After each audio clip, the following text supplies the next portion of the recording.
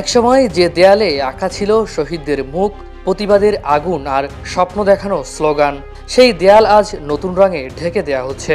জুলাই গণঅভ্যুত্থানের যে গ্রাফিতি ছিল, চোখে আঙুল দিয়ে দেখিয়ে দিত কতটা রক্ত ঝরেছে এই রাজপথে, কতটা সাহস দেখিয়েছে দেশের তরুণেরা, সেই ইতিহাস এখন চুপচাপ মুছে ফেলা হচ্ছে।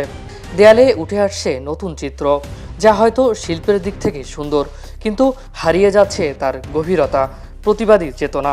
কে যেন ইচ্ছে করেই সময়ের গল্পগুলো মুছে দিতে চাইছে। জুলাই ছিল শুধু একটি মাস নয়, ছিল প্রতিরোধের নাম, ছিল কান্না, ক্ষোভ আর কফিনের ভারে নুয়ে পড়া মায়ের আর্তনাদ। সেই দিনগুলোর সাক্ষী ছিল এই দেয়ালগুলো। এখন সেখানে নেই আগুন মাখা রং, নেই প্রতিবাদের লাল কালো ছাপ।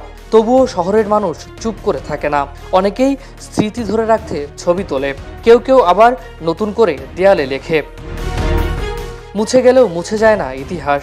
জুলাই বেঁচে থাকে রক্তে ও নিঃশ্বাসে। কারণ ইতিহাসকে শুধু রং দিয়ে ঢেকে রাখা যায়, কিন্তু মুছে ফেলা যায় না মানুষের মনে লেখা অক্ষরগুলো। ফারিজুল ইসলাম, ভিউজ বাংলাদেশ, ঢাকা।